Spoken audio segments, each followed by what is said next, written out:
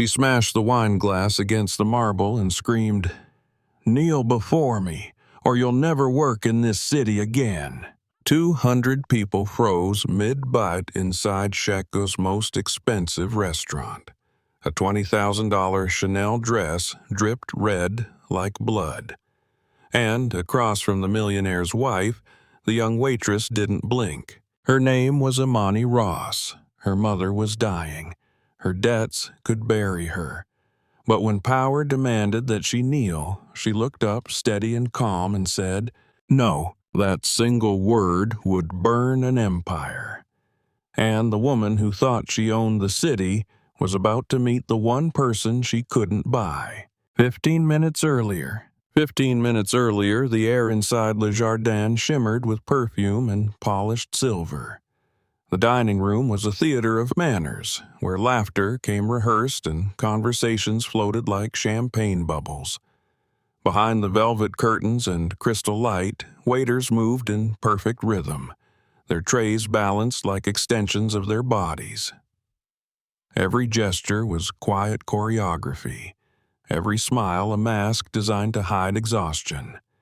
Imani Ross had worn that mask for 8 months without a crack.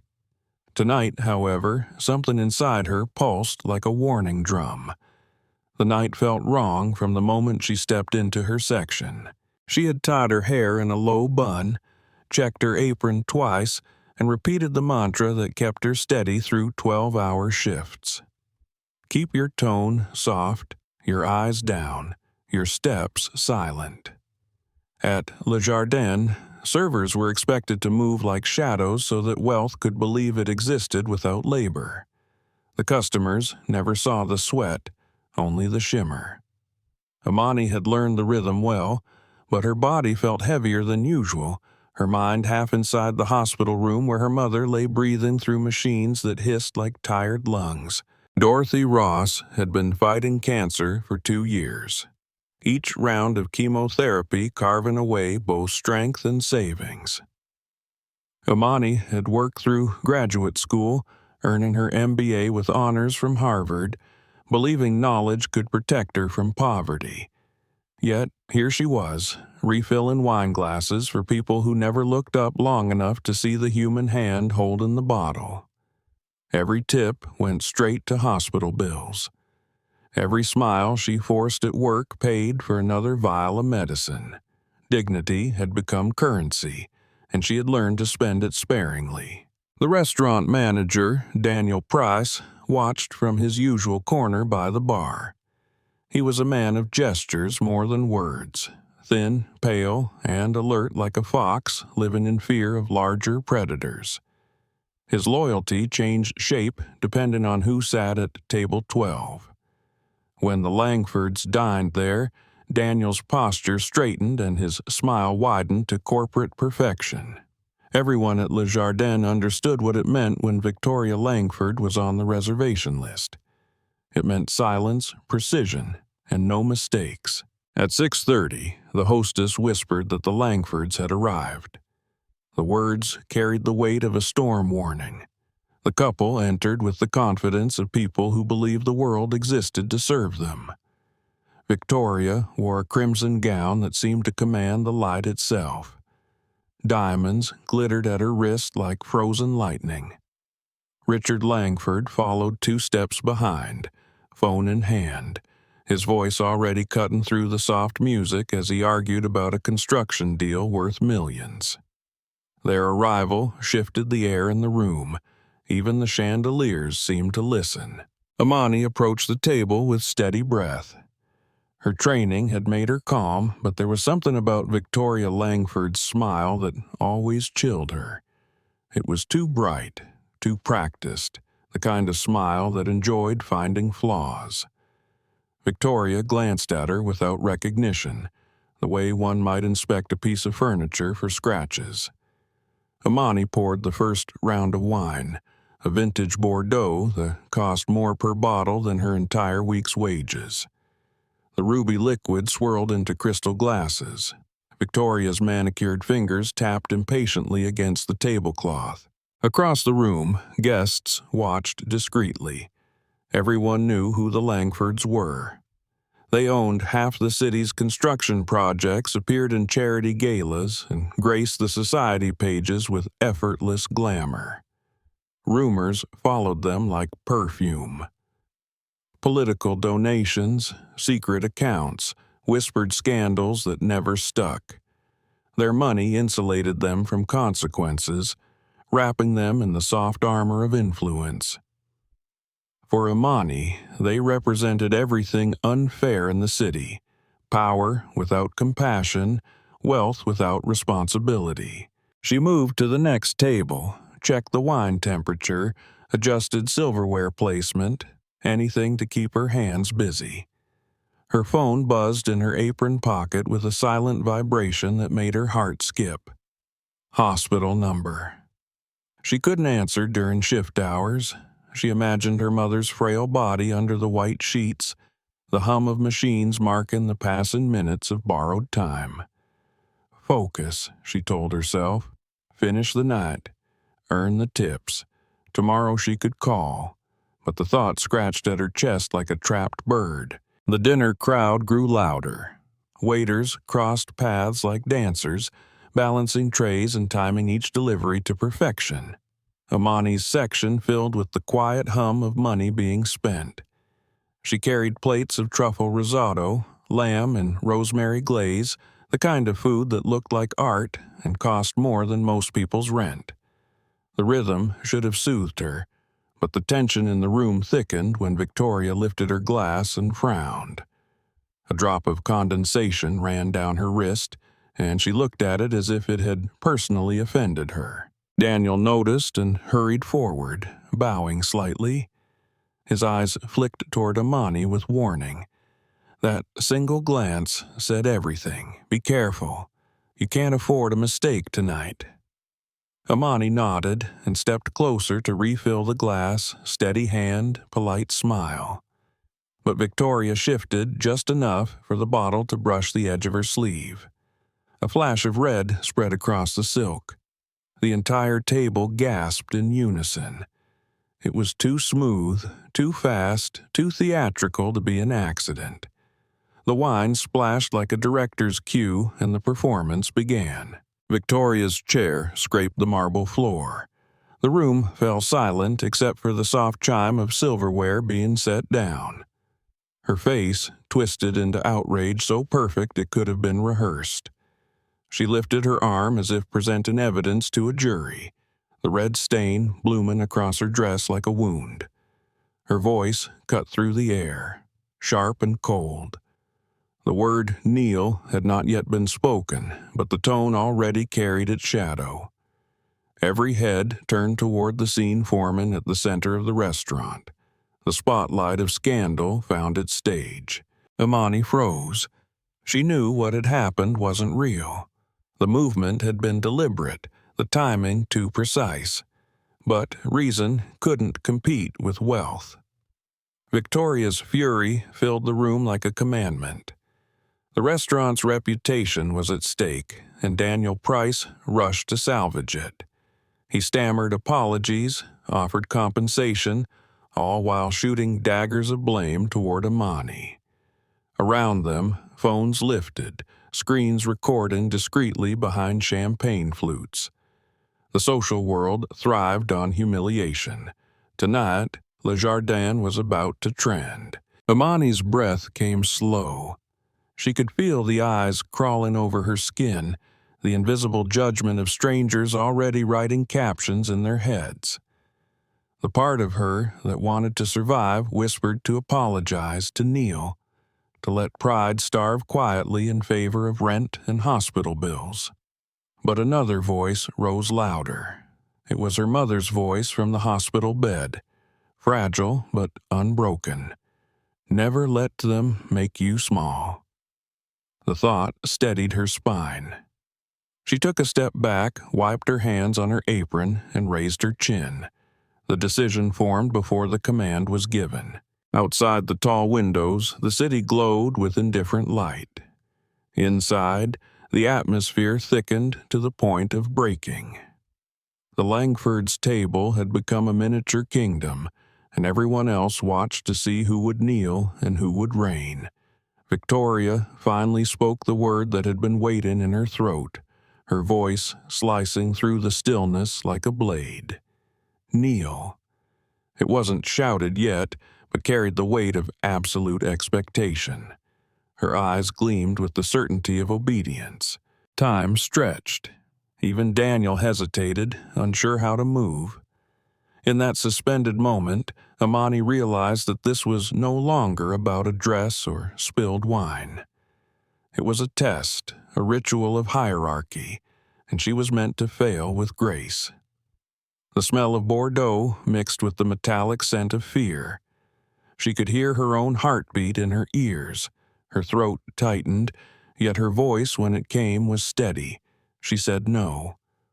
The word entered the air like a spark landing in dry grass.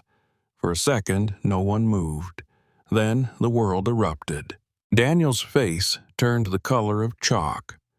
The guests whispered furiously.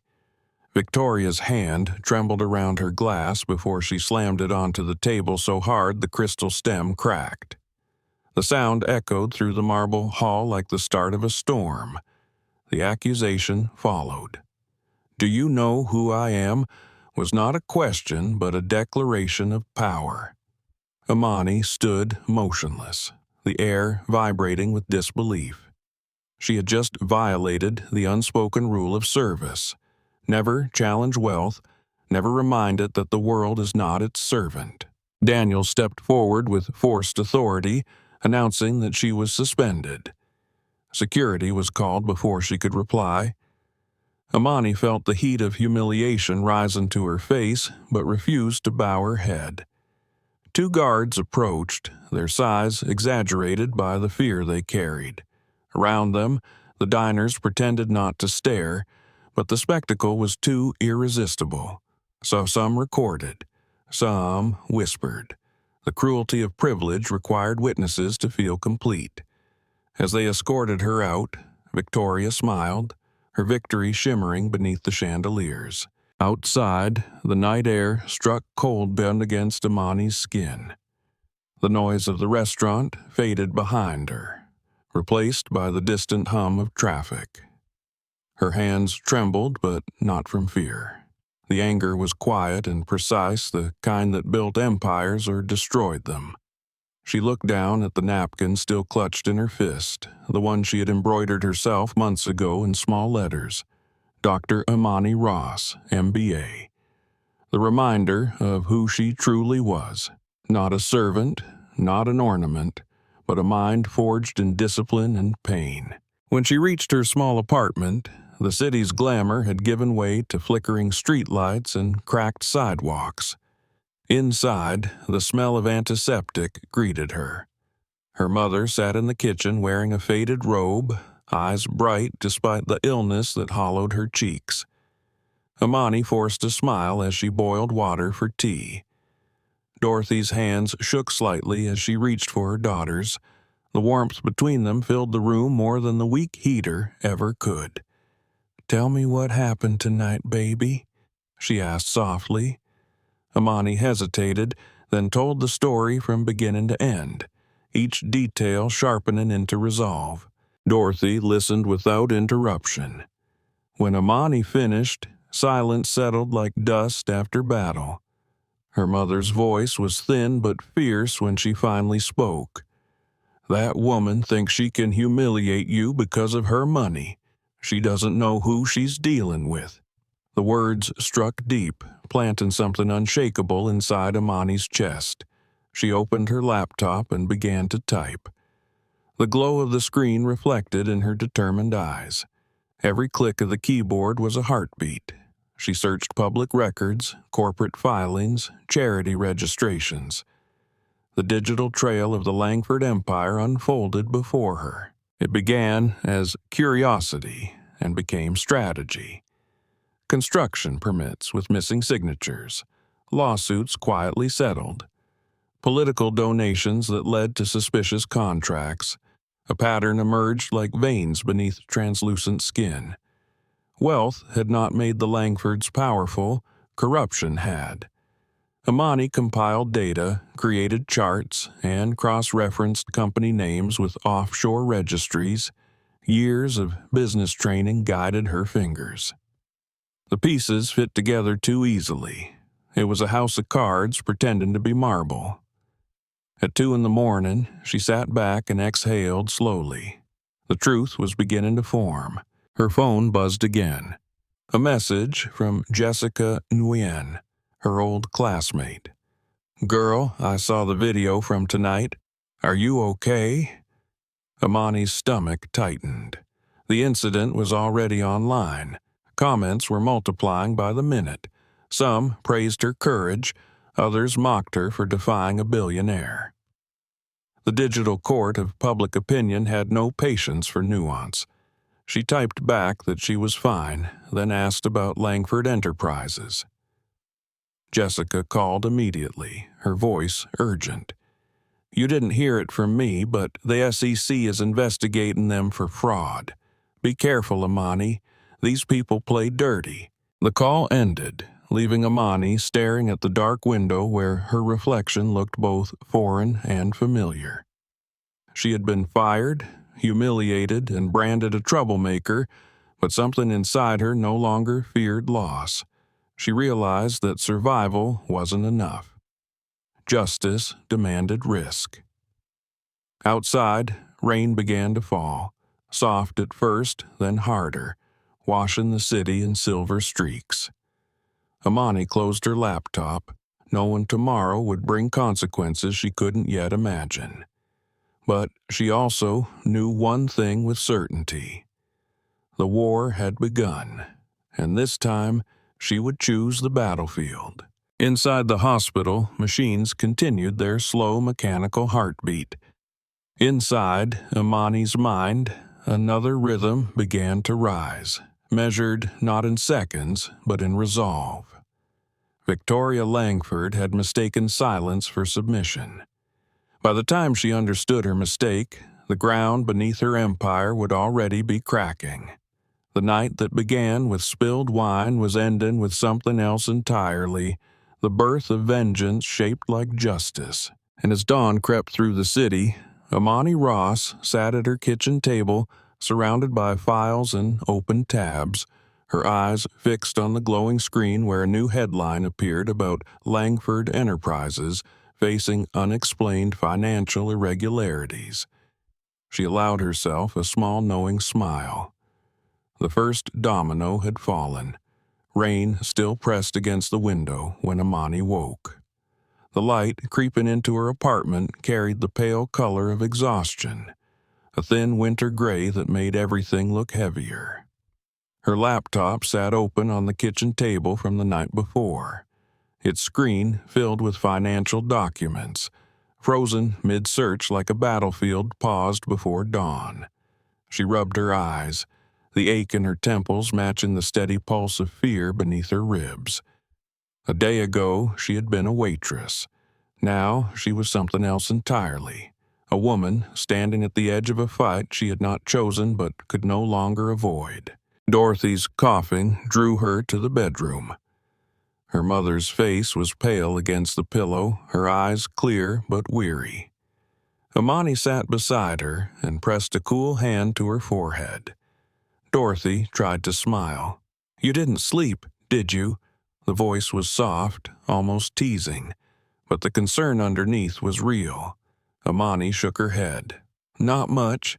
There's something I have to do today." Dorothy nodded, as if she already knew, and squeezed her daughter's hand with what strength she had left. "Then do it all the way. Half courage is no courage at all." Outside, Chicago was still dripping from the storm. Amani dressed with deliberate care, not in her server's black uniform, but in a dark, tailored suit that still smelled faintly of old ambition. It had been packed away since her days at Harvard, back when she believed a degree could protect her from people like Victoria Langford. The fabric fit snugly now, but it carried the memory of confidence. She tied her hair, applied subtle makeup, and stared at the reflection that looked back at her. The woman in the mirror no longer bowed. By noon, she was standing before Le Jardin's glass doors. The restaurant gleamed behind them, unchanged, the same perfume of truffle and money. She inhaled deeply, then pushed through. The hostess barely glanced up, mistaking her for one of the regular professionals who came for business lunches. The transformation was perfect. The black waitress had disappeared. In her place stood a poised customer, credit card ready, voice calm, eyes sharp. She requested a table near the center of the room, close enough to hear without drawing attention. The hostess led her past the marble counter where she had once waited for orders, the same counter where Daniel Price had humiliated her less than 24 hours ago. His head turned as she passed. Recognition flickered, confusion following. She met his eyes briefly, offering a faint smile that revealed nothing.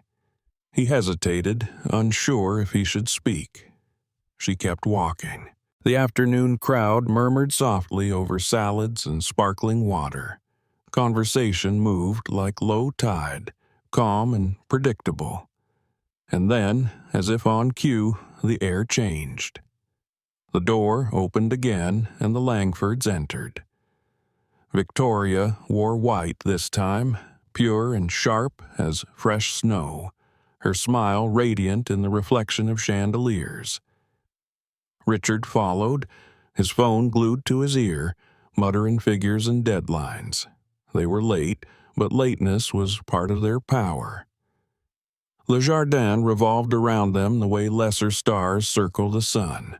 Daniel Price hurried to greet them, his voice rich with apology and admiration. Amani watched without moving. Victoria's laughter carried easily, a sound designed to be overheard. She slid into the same corner booth that had witnessed the previous night's humiliation. Her entourage joined her, a trio of socialites with practiced smiles and two men whose watches gleamed like tiny spotlights. Amani opened her leather bag under the table and touched the small recording device hidden inside. A steady green light blinked back at her. The waiter assigned to Victoria's table was new. His nervousness showed in the way he held the tray too tightly, his shoulders drawn up like armor. Victoria noticed. She enjoyed it. Amani sipped her coffee slowly, pretending to study her phone while her ears stayed fixed on the conversation drifting through the air. The laughter began harmlessly enough, talk of vacations and designer sales, but the tone shifted when wine replaced coffee. Victoria leaned forward, lowering her voice just enough to make others lean closer. She was speaking of the city's financial regulators, complaining about endless paperwork and intrusive audits. Richard chuckled and said they wouldn't have to worry long. A friend on the city council was smoothing things over. One of the men, a stockbroker by the look of him, joked that money flowed more freely when properly lubricated. The table erupted in laughter. Amani felt her pulse rise. She recognized what she was hearing, not gossip, but strategy disguised as humor. She imagined the words transcribing themselves inside her recorder, every syllable a step closer to truth. Victoria's tone changed again, shifting from playful to prideful. She spoke of offshore accounts, the clever art of relocation, her words dripping with arrogance. They thought themselves untouchable. The waitress they had destroyed was nothing more than a story for their amusement. Daniel moved around them like a loyal ghost, checking glasses and nodding at jokes he didn't understand. Amani noticed the subtle tilt of his head toward Victoria every few minutes, seeking approval like a servant afraid of being forgotten. She wondered if he realized how close he was to losing everything. In rooms like this, loyalty was a currency that devalued quickly. After an hour, Victoria rose to visit the powder room. Her friends followed, a cluster of silk and perfume. Amani took the opportunity to slip a folded bill onto her own check and left quietly, the recording device still humming in her purse. Outside, the sun had begun to set behind the towers, staining the glass buildings orange. She crossed the street and entered a narrow cafe, ordered tea she didn't want, and opened her laptop. The audio file played through headphones. The voices were clear. She cataloged each timestamp, each name, each careless admission.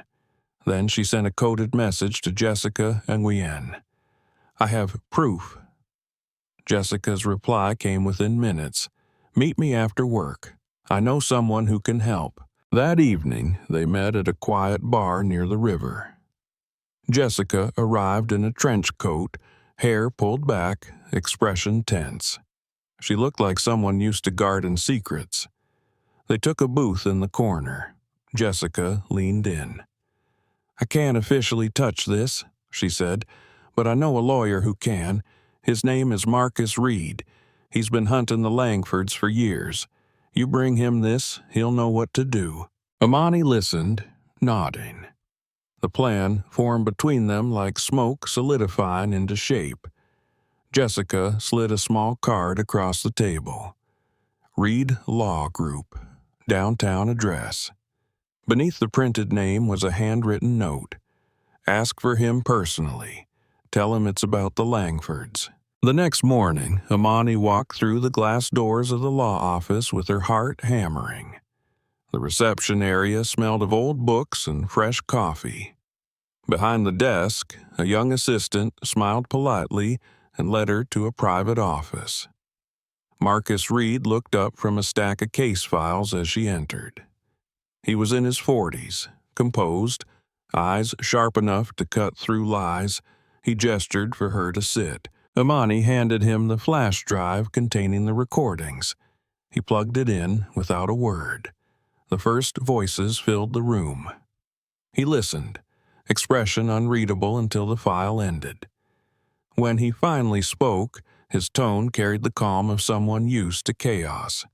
"This could change everything, but they won't let it happen quietly. You're ready for that." She nodded. Ready or not, there was no going back. He began outlining what needed to be done. The evidence had to be verified, cross-checked against financial records, and timed perfectly with federal investigation schedules. One misstep, and the Langfords would bury it under lawyers and money.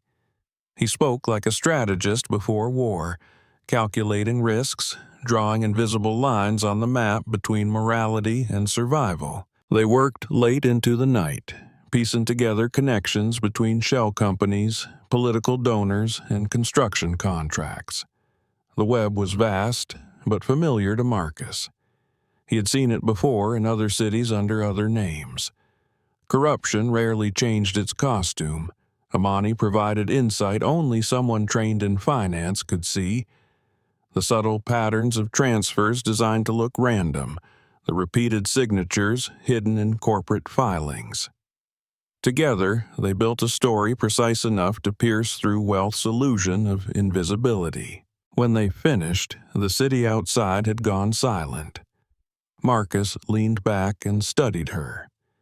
"You know," he said slowly, "you remind me of myself years ago before I learned how expensive justice can be." He smiled, tired but sincere. "Still, it's worth the cost." Amani gathered her things, thanked him, and stepped back into the cool air. For the first time in months, the night didn't feel heavy. It felt alive.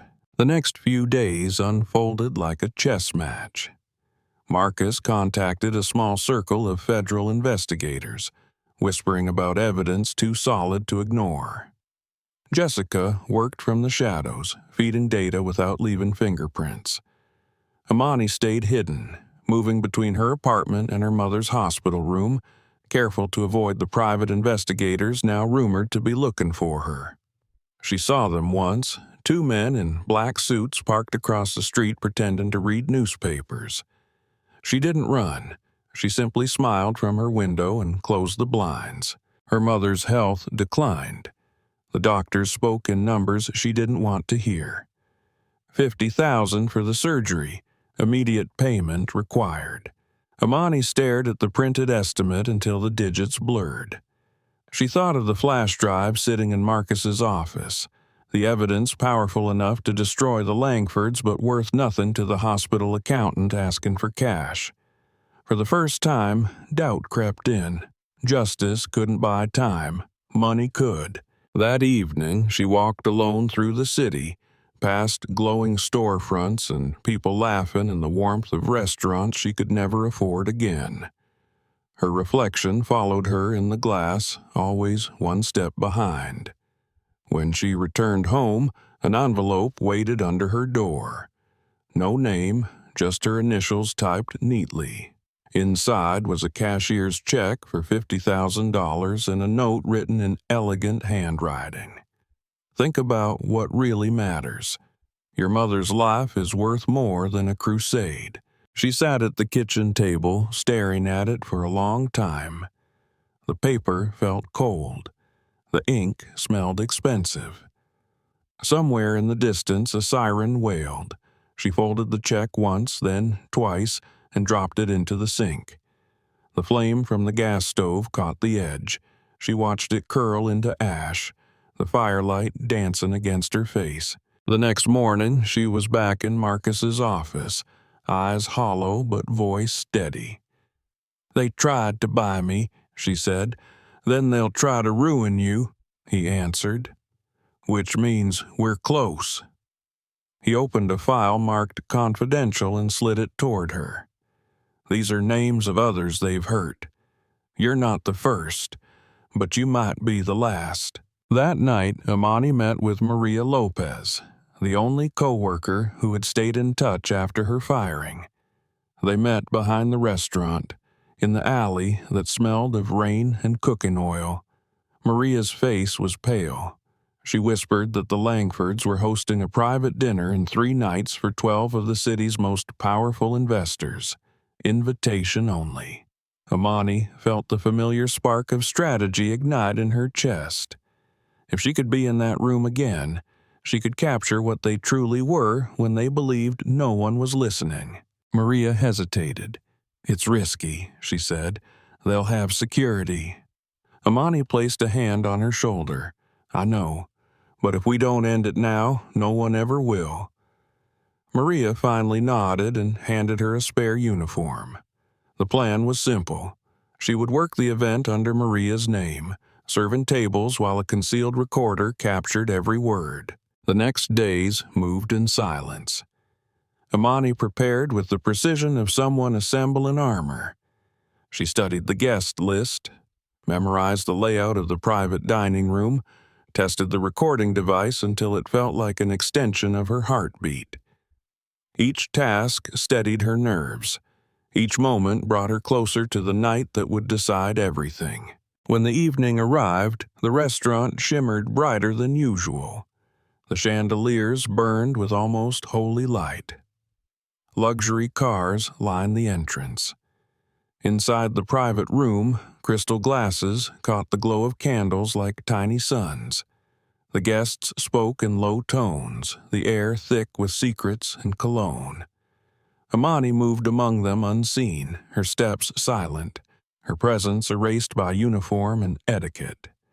Victoria Langford sat at the head of the table, in a midnight blue gown that clung to her like armor, her smile sharp enough to draw blood. Richard Langford raised a glass to open the dinner, his voice full of false modesty.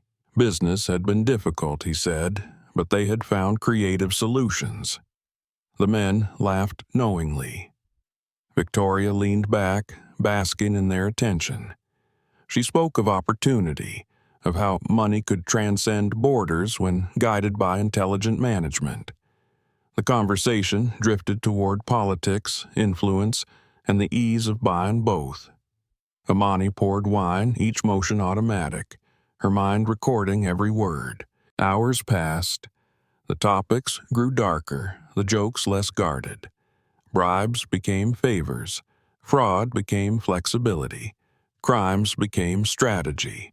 And then came the words she had been waiting for. Richard explained in detail how layered companies could hide ownership.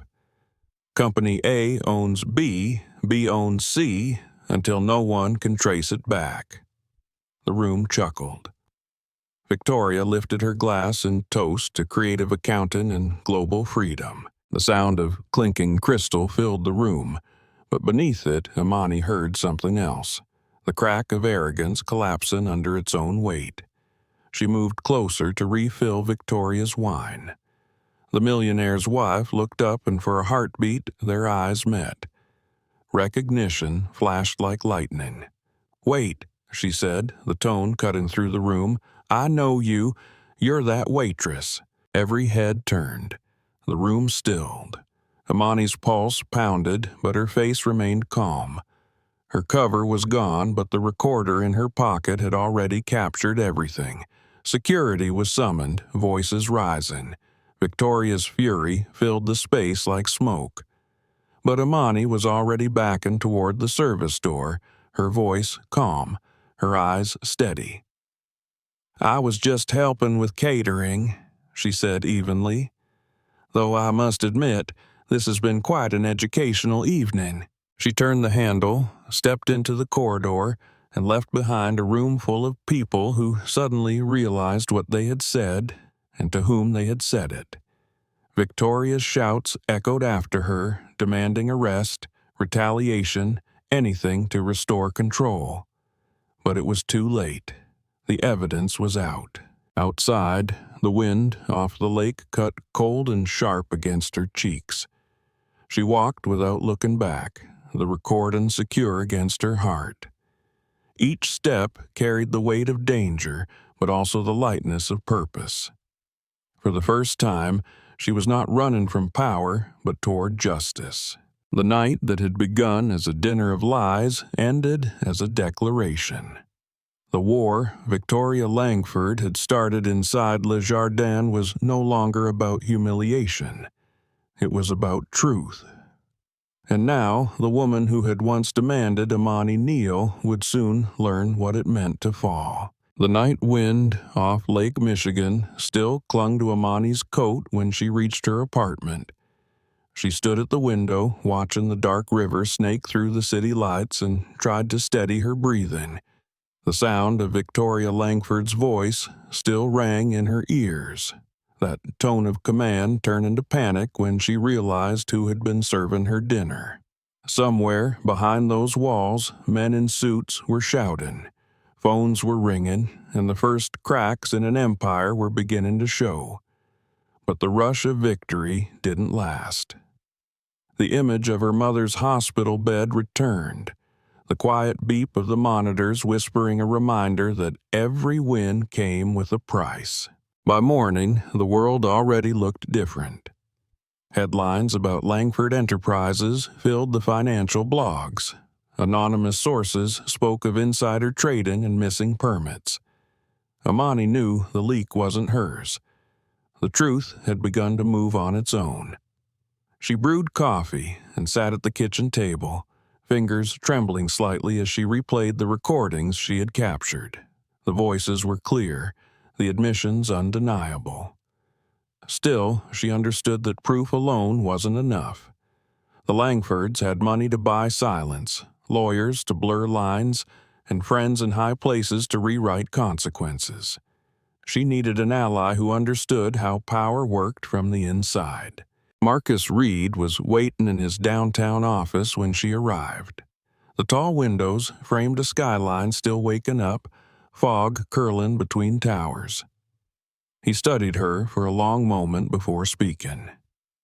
"You made it out," he said quietly. His eyes flicked toward the envelope she carried. She placed it on his desk, the weight of it heavier than it looked. Inside were the recordings, labeled and indexed. He pressed play on the first file. As Victoria's voice filled the room, his expression hardened. When it ended, he exhaled slowly and leaned back, tapping a pen against his chin. "These people have been untouchable for years. What you've given me could break that spell, but it's going to come at a cost." Imani's answer came easily. "I've already paid it." He nodded once, recognizing the tone of someone past fear.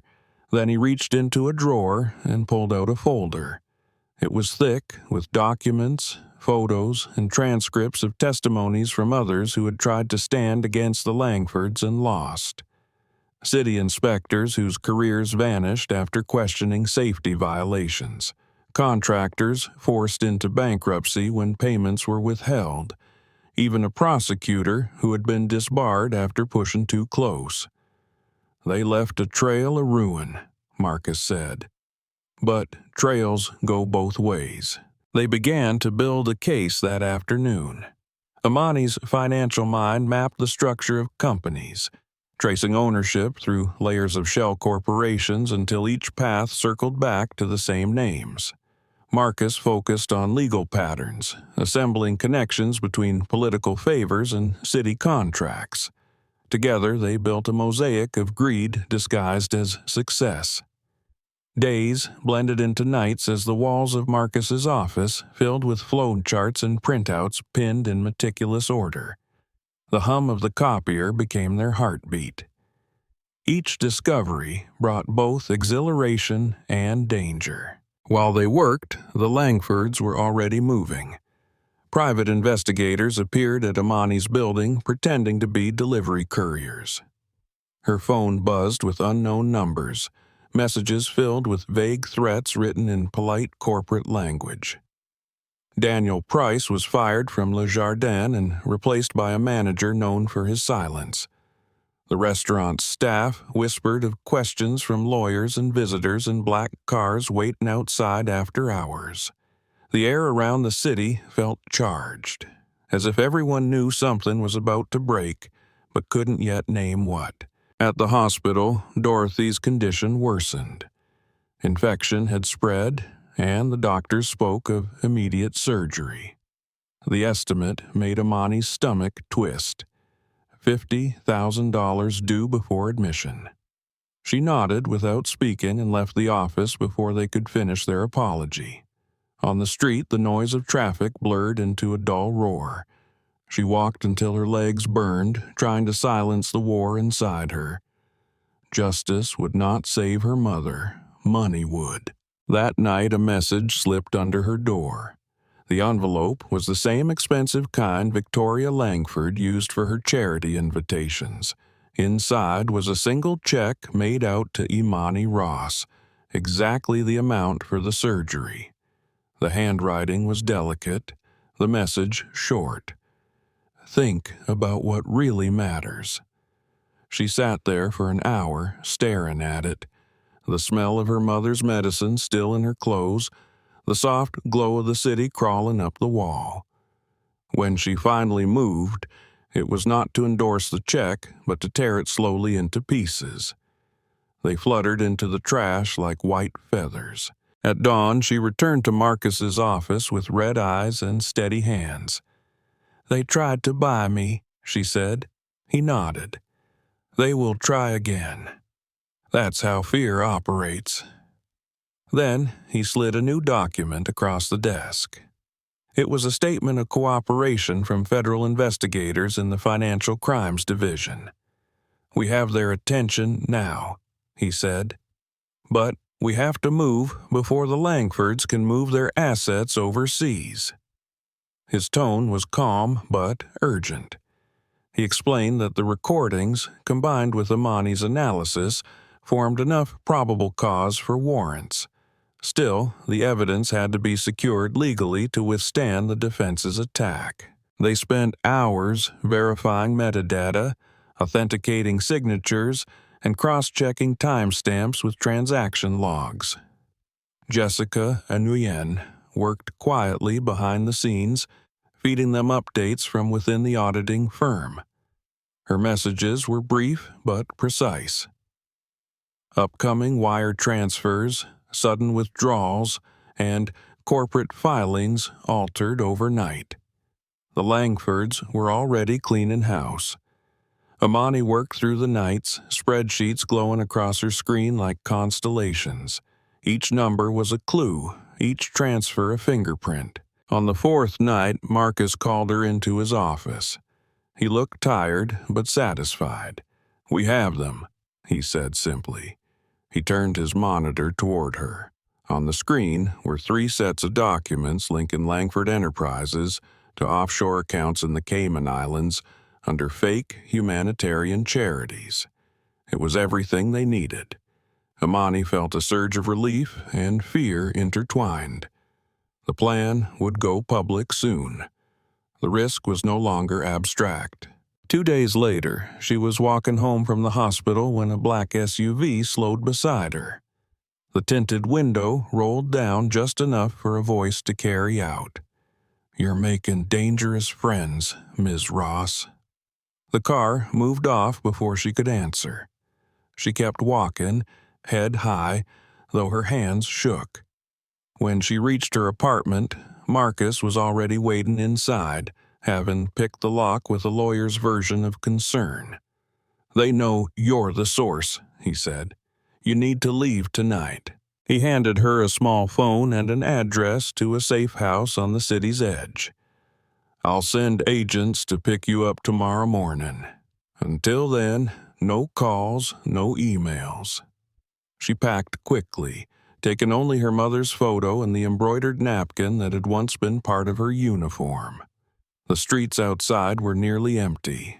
She walked fast, every shadow a possible watcher. At the safe house, the silence was thick enough to hear her own heartbeat. She spent the night at the window, staring at the faint glow of the city she had once served wine to. Her thoughts drifted to her mother, lying alone in the hospital bed, unaware of the storm building outside. Near midnight, her phone buzzed once, breaking the rule Marcus had given. It was the hospital. Dorothy had taken a turn for the worse. Imani was moving before the voice finished speaking. The corridors smelled of antiseptic and fatigue. Dorothy's breathing was shallow, her hands cold. The nurse explained that infection had spread further. Surgery required immediately. Imani signed the papers, promising payment later. She sat through the operation in the waiting room, counting the seconds on the clock. When the surgeon finally emerged, his expression was neutral.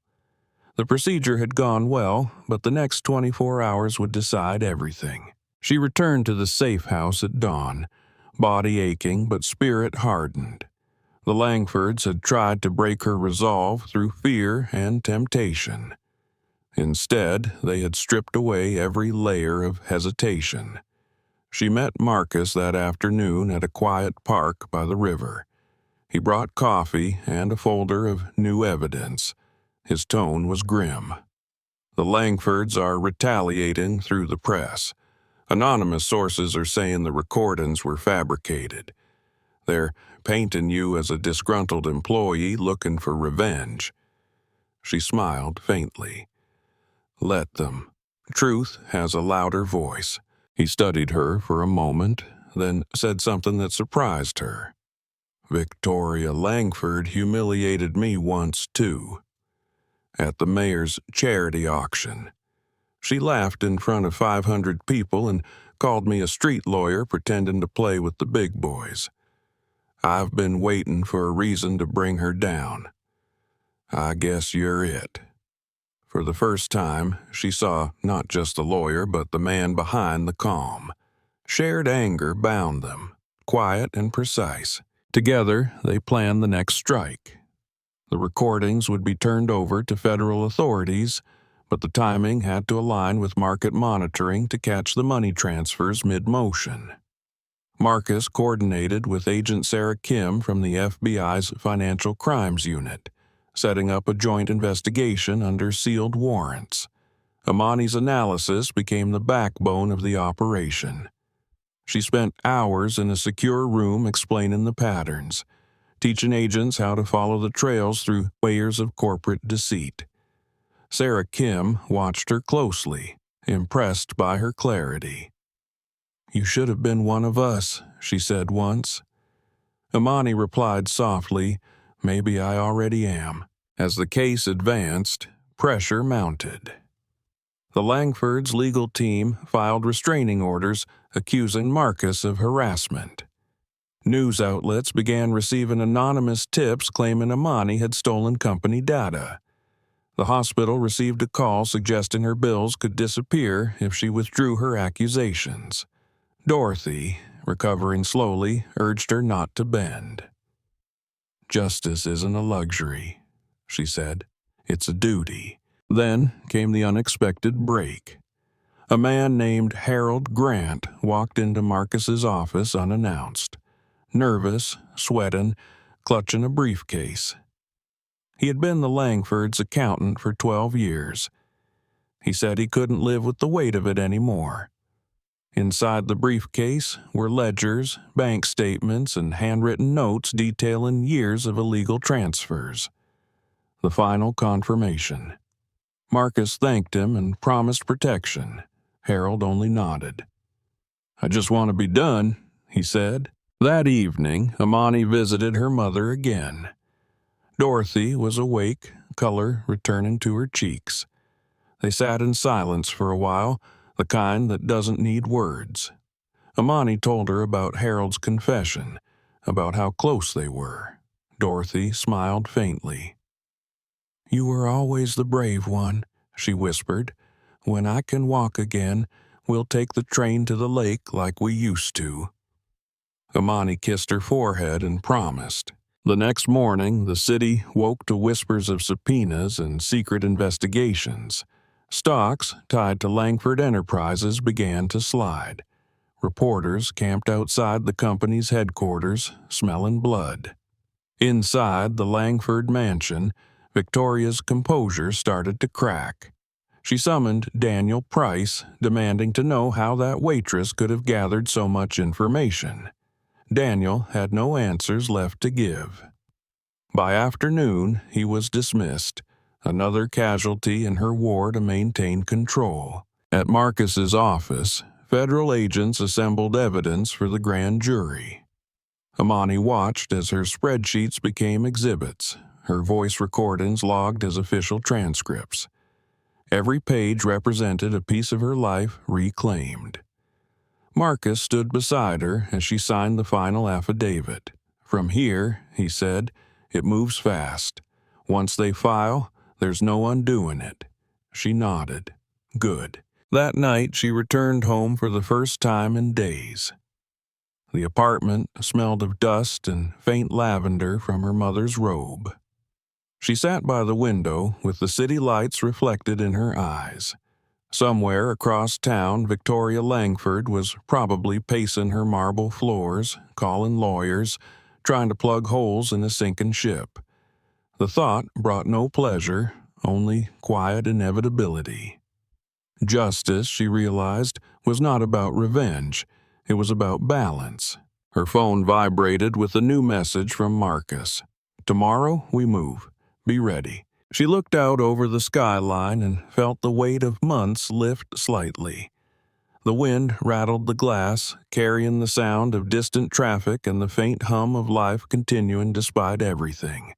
For the first time in a long while, she allowed herself to breathe without fear.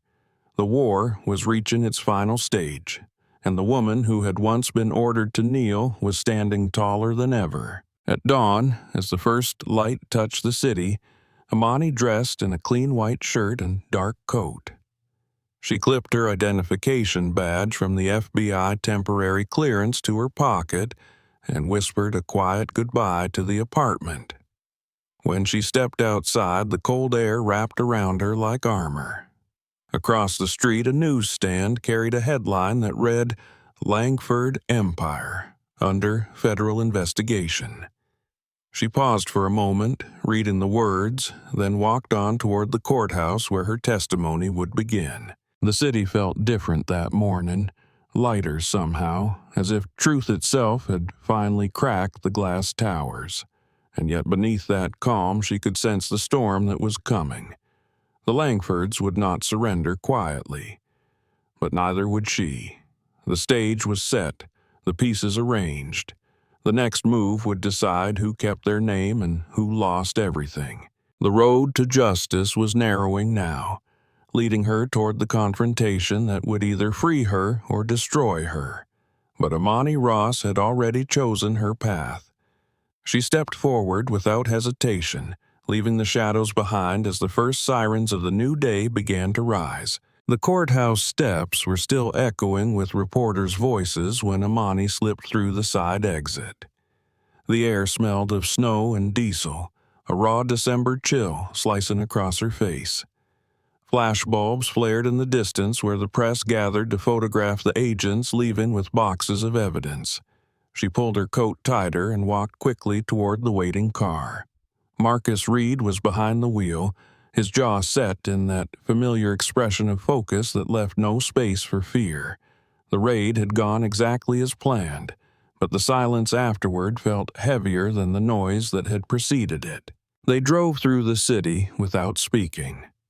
Outside, Chicago moved as if nothing had changed, though everyone in power already knew the tide had turned. Langford Enterprises had been raided, accounts frozen, files seized. The headlines called it a financial earthquake, but Amani knew it was only the beginning. Victoria Langford was not the kind of woman to surrender. She would fight back with everything she had left, and the counterattack would be personal. When Marcus finally spoke, his voice was low. "The warrants will hold. The agents found enough to open formal charges, but be careful. She's going to lash out." Amani nodded, staring through the windshield. She wasn't afraid of Victoria's fury anymore. What frightened her was how calm she felt, as though the last part of her that could be hurt had already burned away. At the hospital, Dorothy's recovery had stalled again. Infection had taken its toll, leaving her weak and pale, but still stubbornly alive. She smiled when Amani entered, the kind of soft smile that carried pride beneath the fatigue. "I saw you on the news," she said. "You looked like you belonged up there."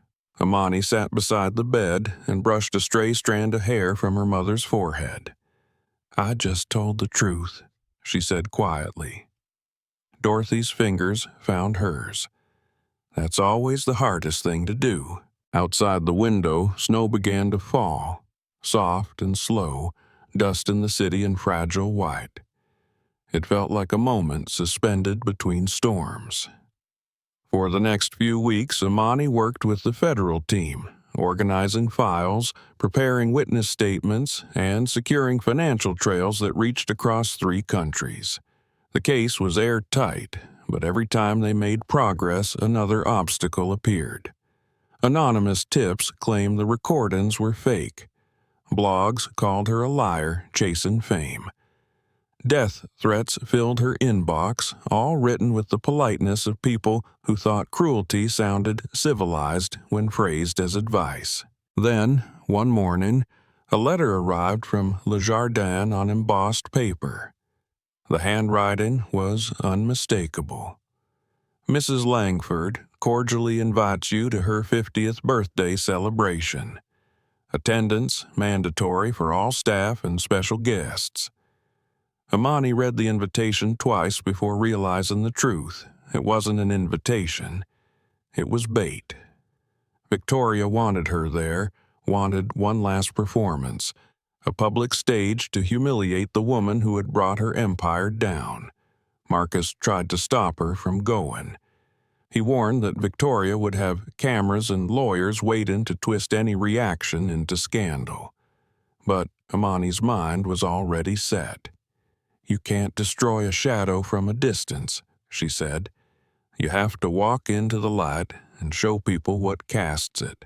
The night of the party, Le Jardin had been transformed into a palace of gold. Chandeliers blazed brighter than ever, the air filled with music and the scent of orchids flown in from somewhere tropical. Every guest wore designer clothing, every smile rehearsed. Photographers lined the entrance. Victoria stood at the center of it all like a queen returned to her throne. Her gown shimmered in champagne silk, her diamonds catching every flash of light. She looked untouched by scandal, radiant in defiance. Imani entered through the service corridor wearing the same uniform she had once worn as a waitress. Maria Lopez met her near the kitchen, eyes wide with fear. "You shouldn't be here," she whispered. "They're watching for you." Imani smiled faintly. "That's the point." She stepped into the dining room carrying a tray of champagne flutes, invisible again among the staff. The irony was perfect. The woman who had been cast out now moved freely among the same people who had dismissed her. Victoria noticed her almost immediately. Her eyes narrowed, but she said nothing at first. Instead, she continued her speech, thanking her guests for their loyalty through difficult times, making subtle jokes about resilience and knowing one's place. The crowd laughed obediently. Each word was a needle aimed at Imani. But instead of shame, she felt only clarity. Every insult revealed more of Victoria's fear. When dinner was served, Victoria lifted her glass for attention. "Friends," she said, "tonight isn't only about my birthday, it's about redemption. We've all seen how rumors can spread, how people can twist kindness into cruelty. I want to show that forgiveness is still possible." She gestured toward Imani. "Come here, my dear. Tell our guests what you've learned from this experience." The room fell silent. Dozens of faces turned toward her, some amused, others eager for drama. Imani set down her tray and walked slowly to the front of the room. The light from the chandeliers spilled across her face, warm and merciless. She could feel her heart beating, but her voice was steady when she spoke. "I've learned that some people mistake fear for respect. That money can buy silence but never dignity. That power built on lies is already halfway to falling." A murmur rippled through the guests. Victoria's smile tightened. Imani continued, her voice growing stronger. "I've also learned that truth doesn't disappear just because you close your eyes. It waits, it listens, and eventually it speaks louder than anyone expects." She reached into her pocket and pulled out her phone. Victoria's voice snapped, sharp and panicked. "That's enough. You're here to serve, not to lecture." But the room was already shifting. Curiosity overrode obedience. Imani connected her phone to the restaurant's sound system with a single tap. The speakers crackled, and then Marcus Reed's calm voice filled the space. "This is Attorney Marcus Reed speaking on behalf of the Federal Bureau of Investigation. Effective today, federal warrants have been issued for Richard and Victoria Langford on charges of tax fraud, money laundering, and obstruction of justice." The silence that followed felt endless. Guests looked at one another, frozen mid-breath. Victoria's face drained of color. Someone dropped a glass, the shatter echoing like thunder. Cameras from the invited press swung toward her, capturing every tremor. Richard tried to stand, knocking over his chair. Victoria reached for her purse, but Imani spoke first. "You taught me that everything has its place, Mrs. Langford. I guess this is yours." Security guards moved uncertainly, unsure whom to obey. Then the doors burst open and federal agents entered, their badges gleaming under the lights. Agent Sarah Kim led them forward with measured authority. The room erupted in chaos, guests scattering, reporters shouting questions. Victoria tried to protest, insisting it was a mistake, but her words were drowned by the sound of handcuffs clicking. Her composure cracked for the first time in public. Tears streaked her makeup, smudging the perfect mask she had worn for decades. Imani stepped aside as the agents led Victoria and Richard away. The crowd parted instinctively, the same people who had once adored her now avoiding her gaze.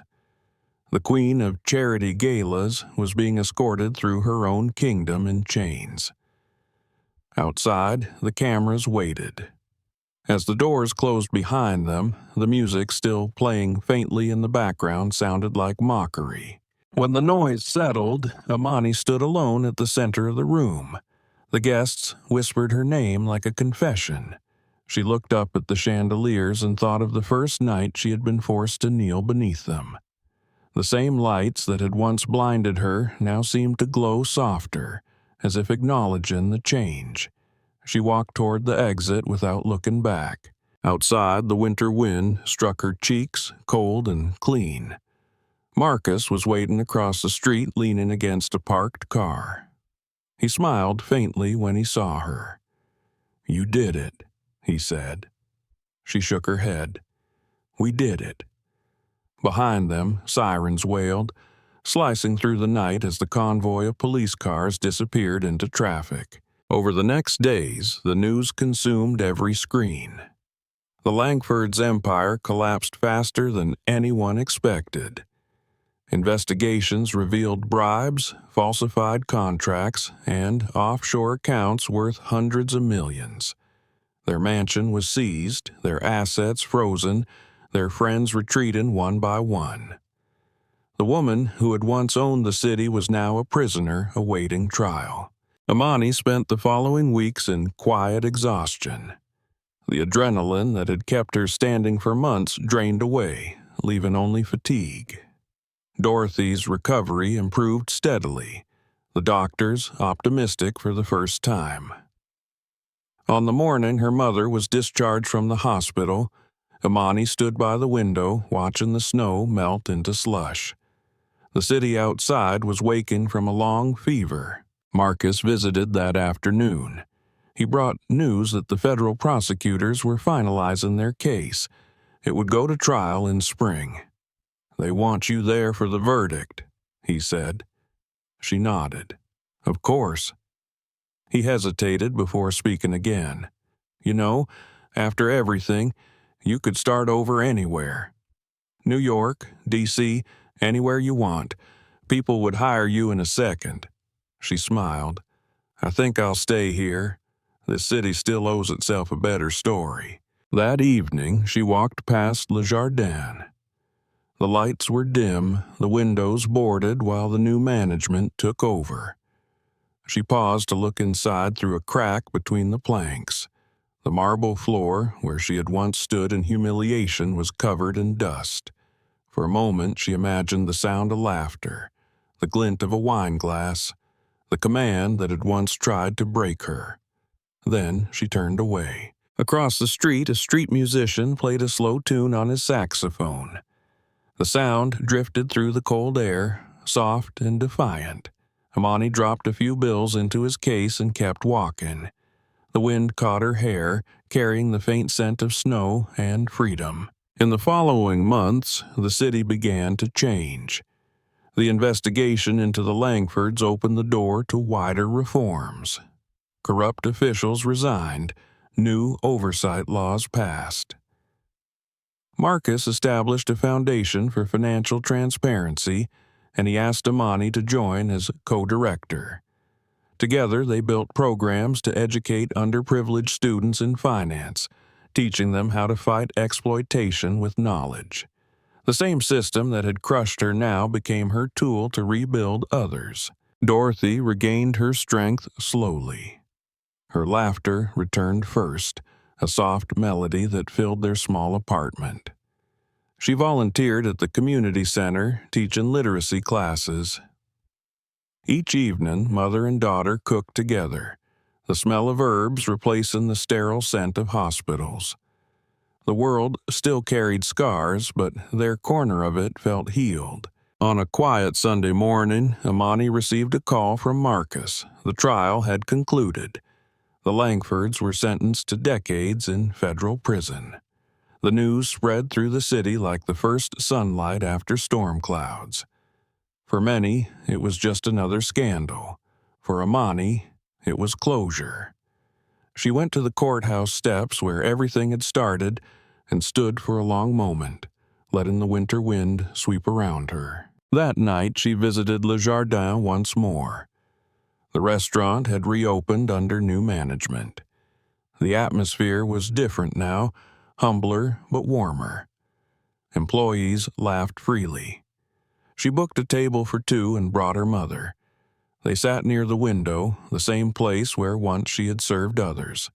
The waiter, a young woman with bright eyes, took their order politely. When she returned with wine, Amani noticed her hands trembled slightly from nerves. She smiled and said, "You're doing great." The girl's shoulders relaxed at once. As the evening light faded, Dorothy raised her glass. "To freedom," she said.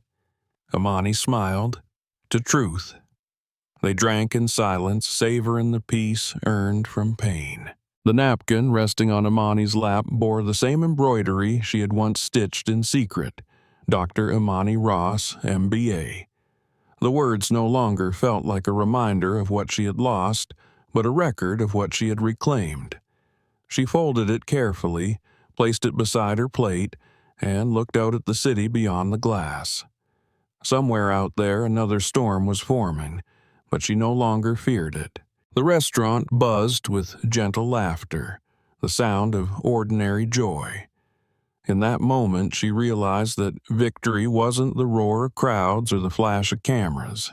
It was the quiet breath of knowing you had done what was right and that it had changed something beyond yourself. Outside, snow began to fall again, tiny flakes catching the streetlight like drifting stars. The city glimmered beneath them, restless and alive, already turning the page to a new story. Amani reached across the table and took her mother's hand, the warmth between them steady against the cold glass. And somewhere in the distance, beyond the walls of Le Jardin, the echo of that first word still lingered, the single refusal that had started it all. No, that was the word that had burned an empire and built a life worth living. Snow melted along the curbs as spring came early to Chicago. The gray streets that had once carried whispers of scandal now pulsed with new noise, the restless hum of a city trying to forget.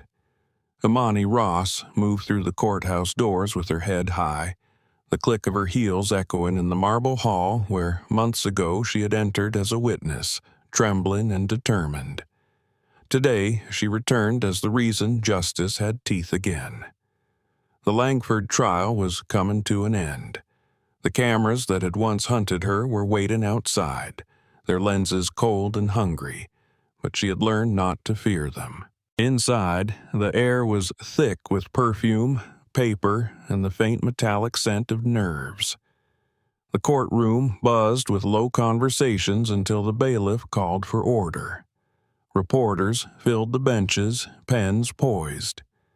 Across the aisle sat Richard and Victoria Langford, dressed in gray suits that did little to hide how far they had fallen. Richard's once perfect posture slumped under months of public shame. Victoria's hair, once the weapon she wielded like a crown, had lost its shine. She kept her eyes fixed on the table, but Imani could feel the heat of that gaze, the same cold fury from the night of the spilled wine, now hollowed by fear. Judge Margaret Thompson entered, her gavel striking wood like a heartbeat.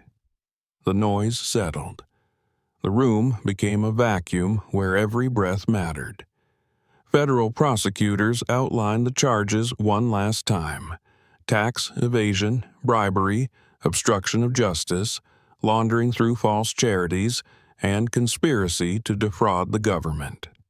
Words that once belonged to newspapers now had the weight of reality. The jury had reached a verdict the night before.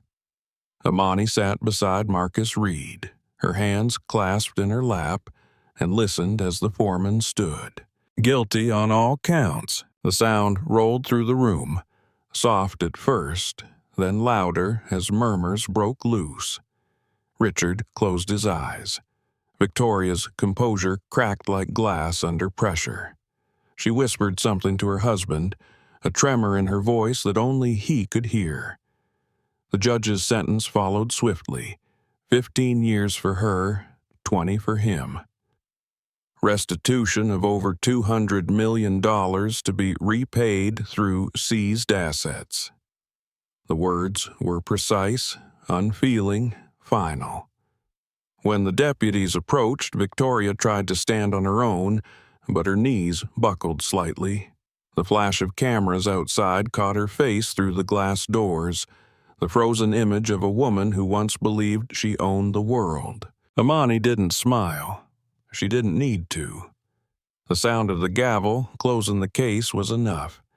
She turned toward Marcus, who gave a single nod. It was done. The law had spoken.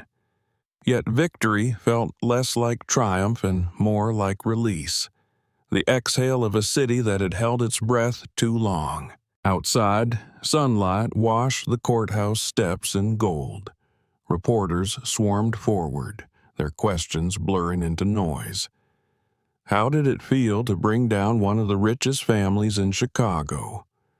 "What's next for you, Ms. Ross?" She answered none of them. Her focus was on the woman standing near the bottom of the steps.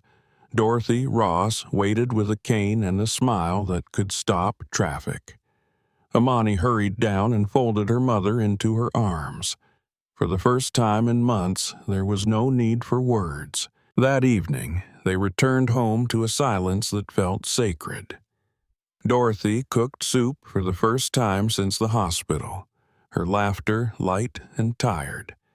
They ate at the small kitchen table, the one that had held late-night files and empty coffee cups during the investigation. Now it held peace. After dinner, Amani opened the window. The city lights spilled in like warm rain. Somewhere, music floated up from a distant street. She thought of how far they had come, from humiliation to headlines, from servitude to sovereignty. The climb had cost nearly everything, but standing here now, it felt worth every wound. In the weeks that followed, restitution money began flowing through government channels back into the charities the Langfords had stolen from. Children's hospitals received sudden miracles in the form of new equipment. Shelters reopened. Local news called it the city's season of repair. Marcus Reed, now something of a hero himself, used the attention to launch a new initiative for financial justice. He named it the Ross Foundation, a gesture that embarrassed Amani but filled her mother with pride. The mission was simple: teach transparency, defend whistleblowers, and rebuild trust in systems that had forgotten how to care. Amani threw herself into the work. She spent long days in offices filled with young analysts and volunteers, explaining how corruption hid inside paperwork, how truth could be traced in numbers if you knew where to look. Her old discipline returned, not as survival, but as purpose. People began to call her Dr. Ross again. It sounded different now, earned not by title, but by fight. One afternoon she visited Le Jardin, now under new ownership. The restaurant had shed its former arrogance. The chandeliers still glittered, but the air felt human again. The manager, a soft-spoken woman named Clara, greeted her warmly and led her to a table by the window. The staff moved with calm efficiency, their laughter genuine. Amani ordered tea and watched as a new generation of servers moved through the dining room without fear. When the young waitress delivered her drink, she recognized the same trembling hands she once had. Amani touched the girl's wrist lightly and said, "You're doing fine." Confidence grows slower than skill, but it lasts longer. The girl smiled, and Amani saw a reflection of her younger self, the one who had once been told to kneel. Later that night, as she walked home, she passed the courthouse again. Its marble steps gleamed in moonlight. She stopped, letting her fingers brush against the cold stone. This was where she had learned that justice was not a clean thing. It was rough and human, built by those willing to stand when everything pushed them down. Across the street, a busker played a slow melody on a saxophone. The tune wound through the night air, a reminder that beauty could survive even in the shadow of ruin. Time moved gently after that. Months folded into each other. The city healed. Newspapers moved on to new scandals, new names, but people still remembered the woman who had refused to bow. Her story became a kind of legend whispered in classrooms and shared in small businesses as proof that truth could still win if someone refused to be silent. Summer came, and with it, Dorothy's health returned fully. Her laughter filled the apartment again, and the two of them spent afternoons by the lake, reading or simply watching the water glitter under sunlight. For Imani, each ripple felt like a reflection of her own journey. Restless, endless, but always moving forward. One morning, Marcus arrived with news. The last of the Langford assets had been liquidated. After legal fees and restitution, there remained a settlement reserved for Imani herself. $2 million in compensation for wrongful termination, defamation, and emotional distress. She read the papers quietly, signed them, and thanked him.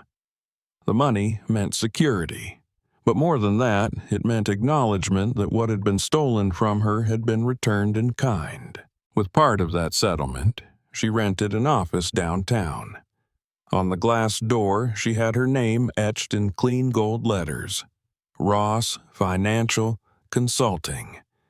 Beneath it, the tagline read, "Empowering Communities Through Knowledge."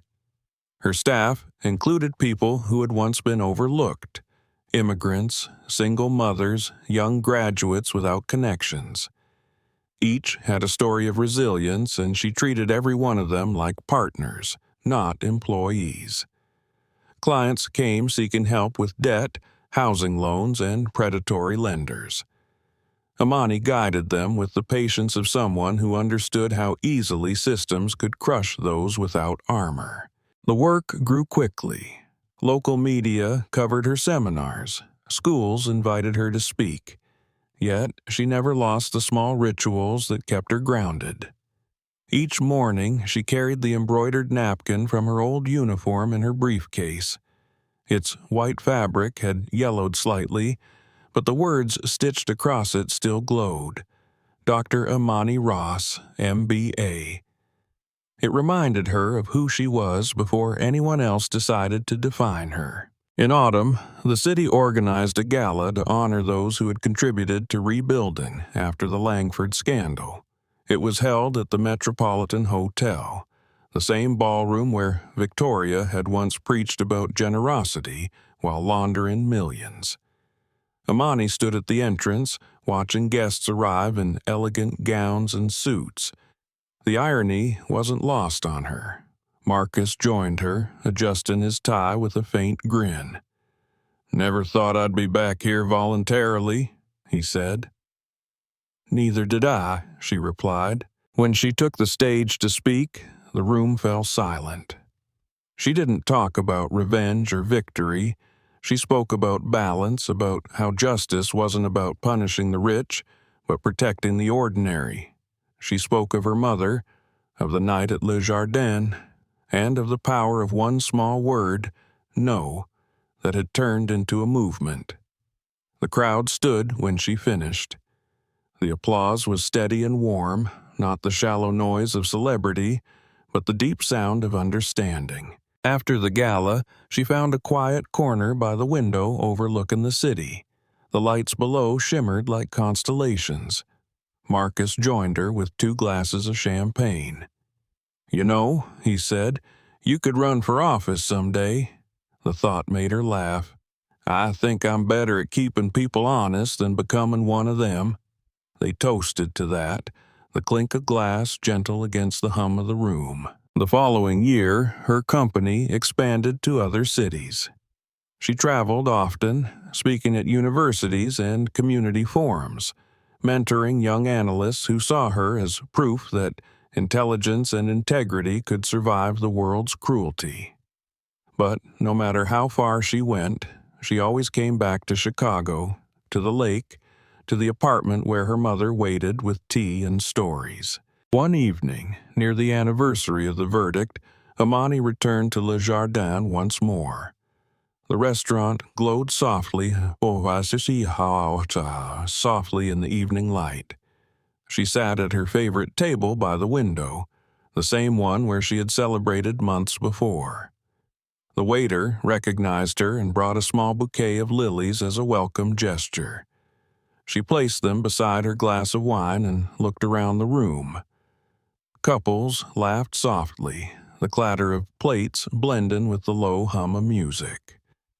The world had moved on, but it still carried traces of what had been changed.